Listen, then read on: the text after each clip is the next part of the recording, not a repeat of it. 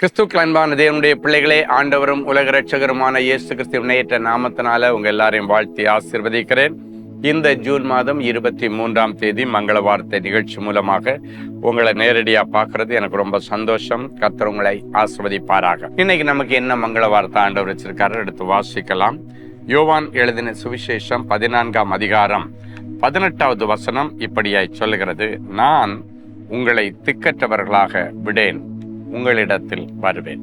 இன்னைக்கு நான் திக்கற்ற நிலைமையில இருக்கிறேன், எல்லாராலும் கைவிடப்பட்ட நிலைமையில இருக்கிறேன், எனக்கு யாருமே இல்லை, நான் புருஷன் இருந்தும் ஒரு விதவையை போல இருக்கிறேன், எனக்கு அப்பா அம்மா இருந்து நான் ஒரு அனாதையை போல இருக்கிறேன், திக்கற்ற நிலைமையில கிடக்கிறேன் என்று வேதனையோடு இருக்கிற தேவனுடைய பிள்ளைகளை, இன்னைக்கு அப்படிப்பட்ட பிள்ளைகளை சந்திக்க இயேசு வீடு தேடி வருகிறார்.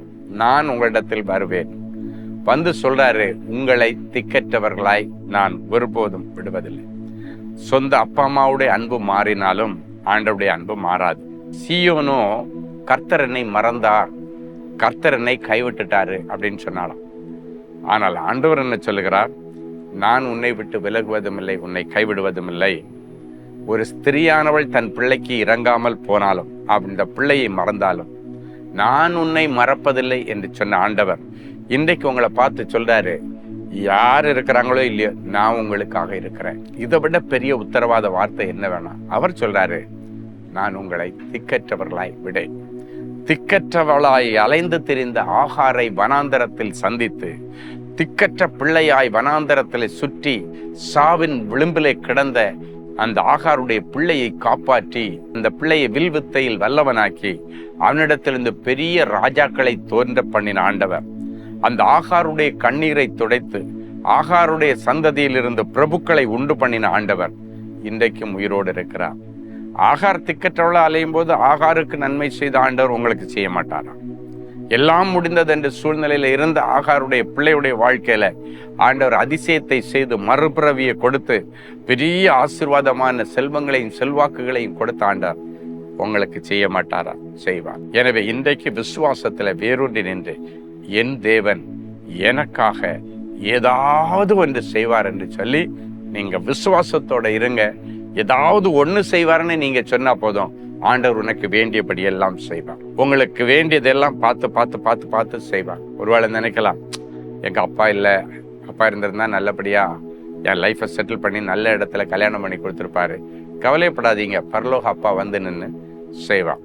எனக்கு அப்பா இல்லை, அவர் இருந்திருந்தா எனக்கு ஒரு சொந்த வீடு கட்டி கொடுத்துருப்பாரு. கவலையே படாதீங்க, நான் உனக்கு வீடு கட்டி கொடுப்பேன்னு பரலோக அப்பா உங்களுக்கு கொடுக்குறாரு. ஒரு அப்பா ஸ்தானத்துல நின்று உங்களுக்கு செய்ய வேண்டியது எல்லாவற்றையும் ஒரு குறை இல்லாமல் கர்த்தர் செய்வார். ஒரு நல்ல சாட்சியை கேட்கலாமா? Brother Rajan Selvadurai from Sri Lanka. நான் தினமும் காலையில் மங்கள வார்த்தை நிகழ்ச்சியை பார்த்து தேவனுடைய ஆசீர்வாதங்களை பெற்று வருகிறேன். என்னுடைய மகன் பெயர் பிரைன். பஹமாஸ் என்ற தேசத்தில் வேலை செய்து கொண்டிருக்கிறான். தனக்கு கீழ் பணிபுரிந்து கொண்டிருந்த ஊழியர்களின் வேலையையும் கூடுதலாக செய்ய வேண்டியதாக இருந்ததால் பணிச்சுமை அதிகமாகி இரவும் பகலும் மற்றும் விடுமுறை நாட்களிலும் நீண்ட நேரம் வேலை செய்ய வேண்டிய ஒரு நிர்பந்தத்திற்கு தள்ளப்பட்டார். நிர்வாகம் மகனுக்கு மேலாக ஒரு அதிகாரியை நியமிக்கப் போவதாக சொல்லியதால் மகன் வருத்தமடைந்து மன உளைச்சலுக்குள்ளாக இருந்தார். மேலும் மகன் வேலையை ராஜினாமா செய்துவிட்டு இலங்கை தேசத்திற்கு திரும்பி வர முயற்சி செய்தார். இப்படிப்பட்ட சமயத்தில் நான் சகோதரர் ஸ்டீபன் அவர்களுக்கு இமெயில் வழியாக ஜெப விண்ணப்பங்களை அனுப்பி ஜெபிக்க கேட்டுக்கொண்டேன். சகோதரர் அவர்கள் உருக்கமாக ஜெபித்து பதில் அனுப்பியிருந்தார். பதில் கிடைத்த பிறகு மகனுக்கு கீழ் பணிபுரிபவர்கள் வேலைகளை சரியாக செய்து முடித்து கணக்கு மற்றும் அறிக்கைகளை சரியாக சமர்ப்பித்து விட்டார்கள். நிர்வாகமும் மகன் பிரைன் அவர்களுக்கு மேலாக அதிகாரிகளை நியமிக்கும் முயற்சியை கைவிட்டு விட்டது. மேலும் அந்த நிர்வாகம் என்னுடைய மகன் செய்த வேலைகளை குறித்து அவருக்கு பாராட்டும் தெரிவித்து கௌரவப்படுத்தினார்கள். கண்களை மூடி ஜெபிக்கலாமா? அன்பான ஆண்டவரே, உமக்கு நன்றி. ராஜன் செல்வத்தருடைய மகன் பிரைனுக்கு அற்புதம் செய்த ஆண்டவர் இந்த நிகழ்ச்சியை பார்க்கிற ஒவ்வொருவருக்கும் அதிசயங்களையும் அற்புதங்களையும் செய்வீராக. ஆண்டவரே, இன்றைக்கு நீ சொன்னீர், நான் உங்களை திக்கற்றவர்களாக ஒருபோதும் விடுவதில்லை, ஆண்டவரே, இந்த நிகழ்ச்சியை பார்க்கிற பெற்றோருடைய பிள்ளைகள் எந்தெந்த பட்டணத்தில் எந்த தேசத்தில் இருந்தாலும் அவர்கள் இருக்கிற தேசத்துல நான் திக்கற்றவனாய் சுற்றித் திரிகிறேன் என்று சொல்லிக் கொண்டிருப்பார்களே. ஆனால் அவர்களை இன்றைக்கு சந்தித்து அவர்களுக்கு ஒரு அற்புதத்தை செய்து அவர்கள் இருக்கிற தேசத்திலே இருக்கிற பட்டணத்திலே அவர்களை எல்லாவற்றிலும் வாழ்ந்து சுகமாய் இருக்கும்படி செய்யுங்க. திக்கற்ற அலைந்த ஆகாருடைய பிள்ளைக்கு வாழ்வு கொடுத்து மறுவாழ்வு கொடுத்தவர்.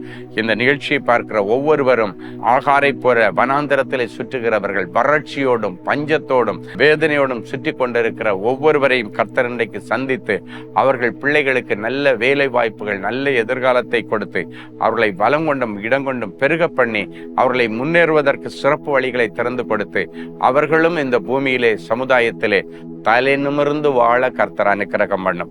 இந்த நாளிலும் பிறந்த நாள் மற்றும் திருமண நாளை நினைவு கூறுகிற பிள்ளைகளை ஒரு விசை கண்ணோக்கி பாரும். நீதியும் நியாயமும் கிருபையும் உருக்க இரக்கமுமாய் உன்னை எனக்கு நியமித்துக் கொள்ளுவேன் என்கிற மங்கள வார்த்தையின்படி இந்த பிள்ளைகளை நாங்கள் வாழ்த்தி ஆசீர்வதிக்கிறோம். இந்த நிமிஷத்திலிருந்து அது பலிக்கட்டும். இயேசுவின் மூலம் பிதாவே, ஆமென். அன்பு தேவனுடைய பிள்ளைகளே, இந்நிகழ்ச்சியின் மூலம் நீங்கள் பெற்றுக்கொண்ட ஆசீர்வாதங்களையும் உங்கள் ஜெப விண்ணப்பங்களையும் அனுப்ப வேண்டிய முகவரி: தேவனின் அன்பு ஊழியங்கள், Vinayak avenue, OMR road, Okkiyam, Thoraipakkam, Chennai 600097. மேலும் 24 மணி நேர ஜெப உதவிக்கு 044-24547-999 மற்றும் 9941150999 என்ற எண்களுக்கு தொடர்பு கொள்ளுங்கள்.